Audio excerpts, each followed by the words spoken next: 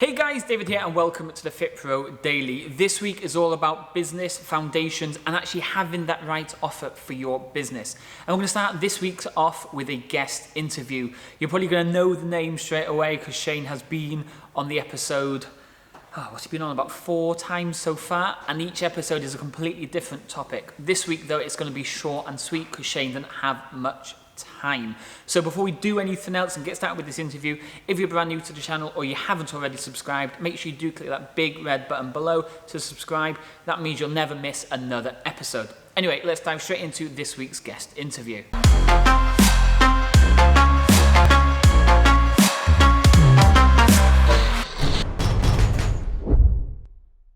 Hey guys, today we've got Shane Nugent. You might know Shane, he's been on quite a few times now. It's almost like he's a regular guest on it.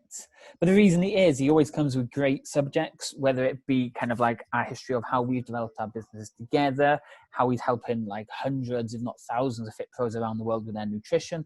And today's topic, which is a little bit different from the typical lead generation possibly, we're going to look at short-term business goals versus long-term business goals. So welcome, Shane. How are things? How's it going? I'm all good, thank you. Yeah, really good. This is going to be a real short one today. So anybody who doesn't know Shane's story or how we got into it or anything, go back and watch some of the other ones. But let's just let Shane dive straight in onto the topic. And then we can actually hear what Shane has to say. Yeah, definitely.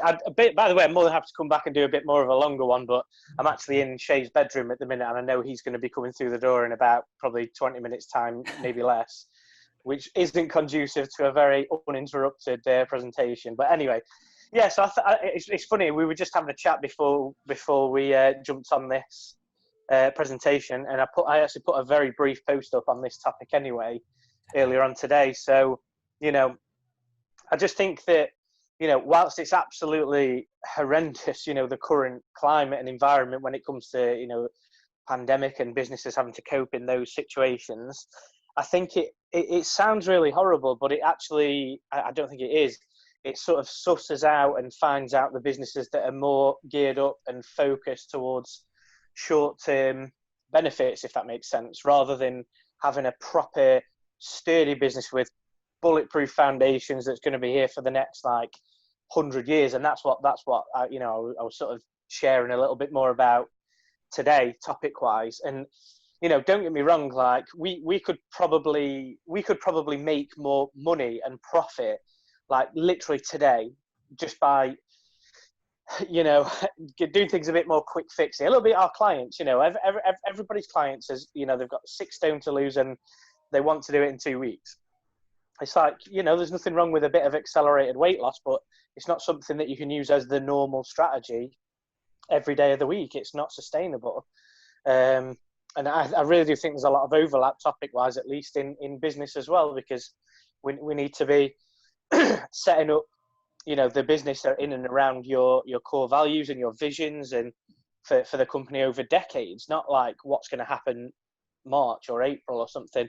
Those things are important, definitely important, but nowhere near, in my opinion, at least anyway, as important as setting up the company to be successful for decades. And, hopefully, I was reading ages ago, there's if you want to go and apply for a loan, for a business loan, you've got to have take out a loan to set up a company or a business or a shop or a restaurant in your local town. You've got to have is it a 3-year business plan or something as a minimum? Yeah.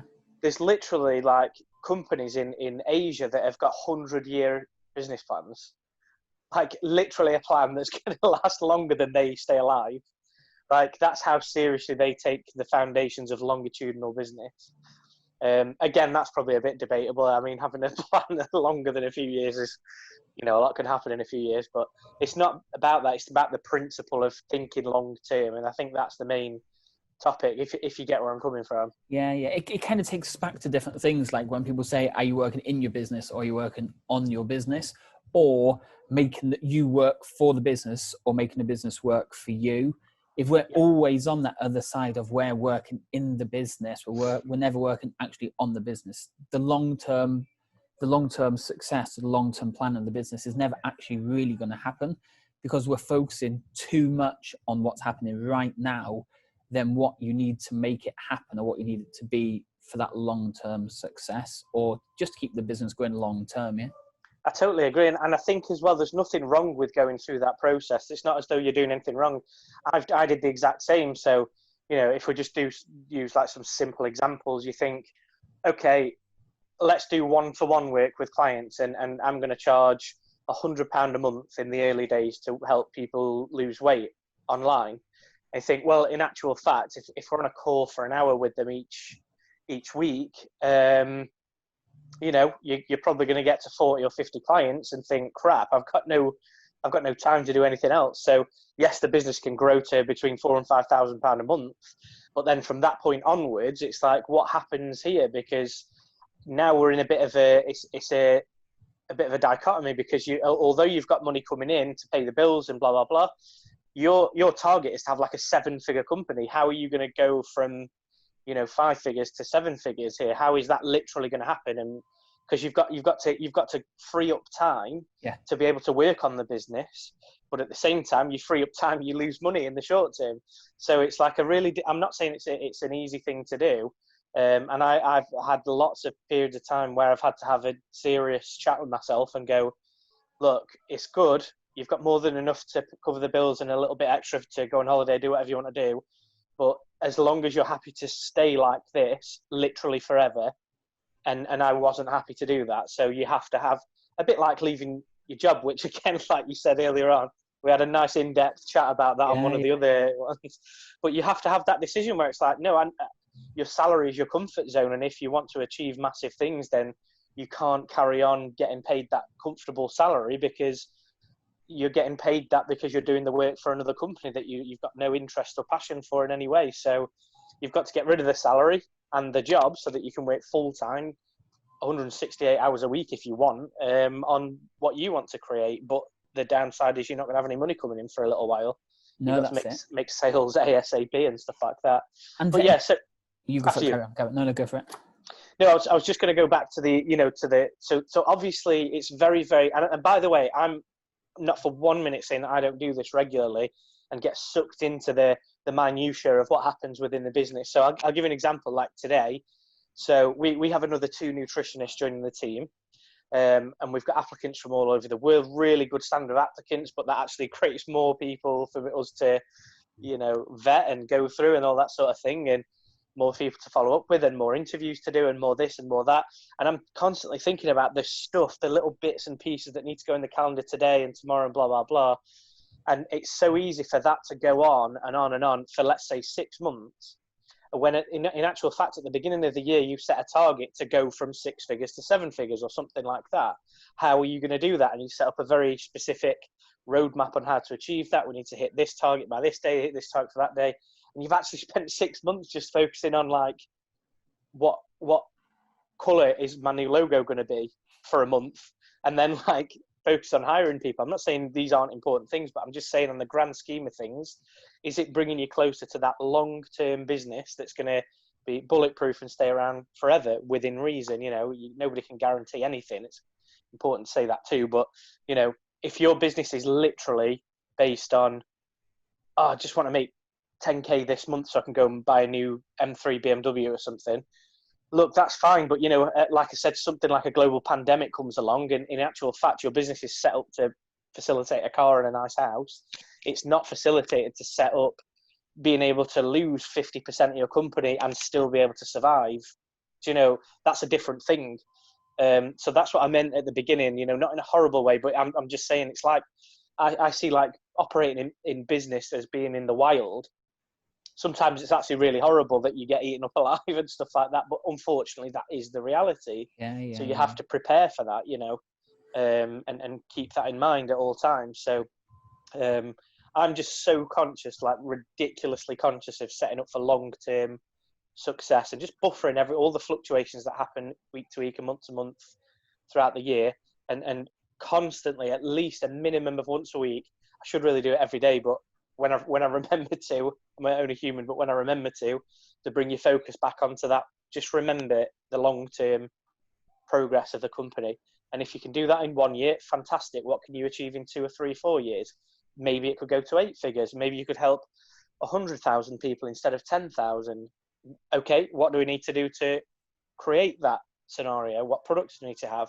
What price points? How many do we need to sell in order to create those numbers? And how many leads do we need to get? And Dave is the master on this to be having a chat with. But how many shows do you need? People showing up. How many leads do you need to have meet those? So it's all just data and figures. As long as you've got it mapped out, that you can have massive long-term success. And I think that's the way that people should be focused, even though it's incredibly tempting to go, yeah, but 10 grand this week though, or this month. Yeah, definitely. And I think for anybody kind of listening or watching to this, who's maybe right at the start of their journey, maybe they've just qualified, or maybe they've only got 2 or 3 clients, and listening to some of the numbers that we're talking about, you have to think like you can build it steadily as long as you have that long-term vision, as long as it's not just a quick fix. Yeah, I know sometimes you need to get that money to pay those bills, which are coming up really quickly. But once you've got that sorted, then, like you say, just keep getting it in the back of your mind that where do we need to be? So like Shane said, you're not spending 6 months deciding on what color logo you want. That's not an important thing. Building those foundations, knowing the price points, knowing the number of clients you need, then roughly when I get to these many clients, I take on my first employee or my first admin or whatever, and start building it up gradually. So don't be scared or be fearful for what me and Shane are talking about long-term stuff. Use it, but also just build on it slowly. Like you can't build a house in like 24 hours, 48 hours.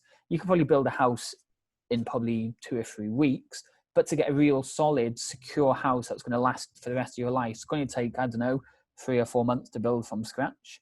So you need to be building this type of stuff up over time, but always keep focusing on what that end goal is. Absolutely. And again, like there's so many companies that are fantastic at things like sales and putting good social media content out. For example, maybe the business owner is absolutely rich and he's just like a Greek god, or she's like a Greek goddess or something to look at. And you think, well, that's a really good sales tool. Like, I want to be just like you.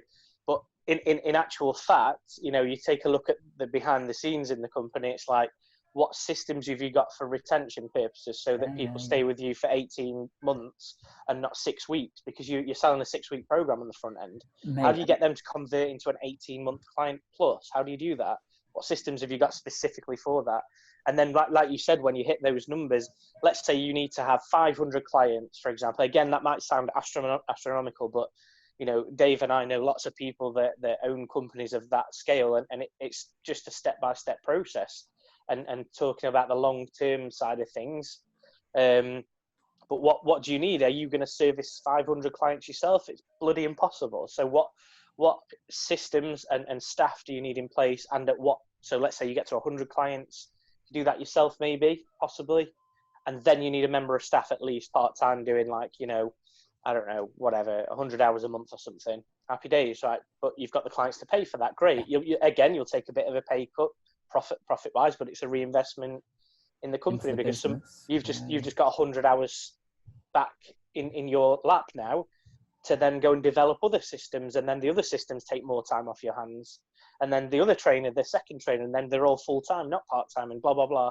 And you go on from there, and it's a constant thing of like ignoring the instant gratification and reinvesting things back into the company so that you can grow and get more time back, and so on and so forth. And probably one of the key things from this alone is, like you say, tracking and keeping track of those numbers. Every Monday, me and Holly sit down and we go through all the numbers that we need to be focusing on. Because like you said, if you can keep a client for 6 months and they're paying you £150 a month, and you can manage to squeeze them to 8 months, that's an extra £300 that client is worth to you. What do you need to put in place? I know he's only just starting now. This is his first day joining your gym. But you need to be pushing that person towards an 8-month goal, which is 8 months away. How do you get everything in place to make sure they stay beyond that 6 months and towards the 8 months? I totally agree. And this is the thing, if you get those boring back end systems, it's not as glamorous as making massive sales on the front end, obviously, but you get those systems in place, and you get your team in all geared up in the same mindset. Like April sends our data over every single Friday. So all our team sends me how they're getting on with their clients that they look after, any problems, what's going really well, any feedback. any more support or whether it be from me or tools like, oh, I need a new camera to do my live streams, or we could improve here, there, and anything like that. Every week they report back and just say, this is the status quo. And Aaron, April, and I caught up recently, and we were just like, don't get me wrong, it's not across the board, because there's many reasons that get you into a position where you have really long-term clients. Some of our clients have been with us for like nearly 4 years. It's like, this is incredible. Like, what are we doing really well with those guys? Yeah. And how do we put that into the other, like 60-70% of clients that, every business has a bit of churn. Like, why is that? Is it our fault? Is it out of our hands? What can we tweak to make that 50% of our clients, or 60, 70, 80% of our clients that stay for 3 years? And also, lastly, again, we could talk all for weeks on this, but it's like, if it costs you, let's say, 50 quid to make a sale through your advertising, marketing spend, and et cetera, whatever it is, you spend 500 quid on ads and you get 10 sales from that, or whatever it works out as. Let's say, just for ease of maths, it costs you 50 quid. For that 50 quid, that could buy you, if a client stays for 10 months at 300 quid a month, that's just bought you £3,000 worth of sales. Yeah.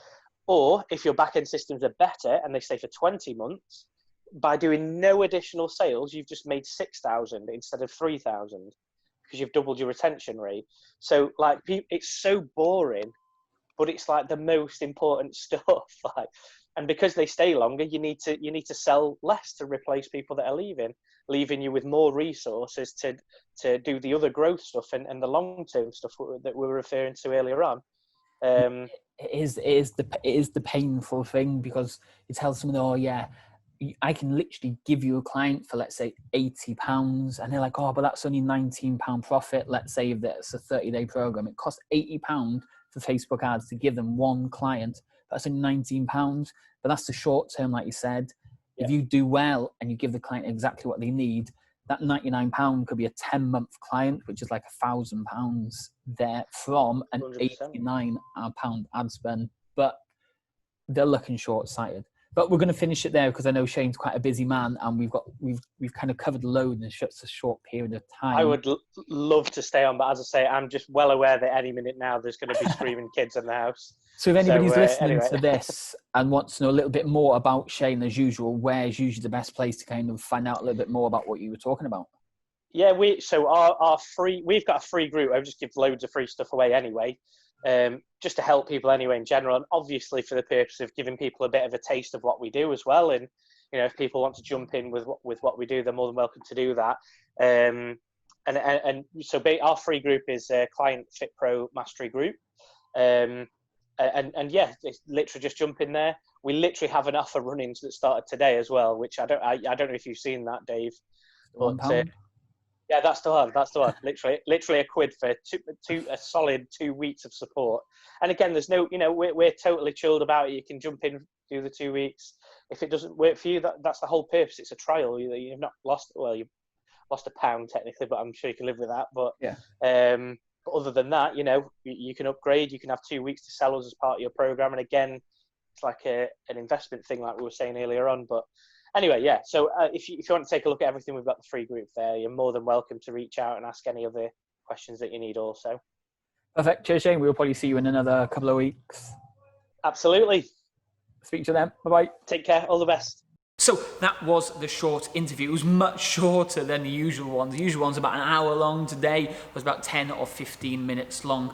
And it was quite interesting. If you were listening carefully, you could see how passionate Shane was about making sure you have a long-term vision for your business and not just a short aim or a quick fix, something that's just going to get you through this next month. Having a long-term focus or a long-term aim is going to make it easier to have proper foundations and to build a proper client lifetime value in place. So go back through this, watch it all over again, or tune in for the rest of the week as we go through different aspects of business foundations and creating that offer for your fitness business. I'll speak to you all tomorrow. Cheers.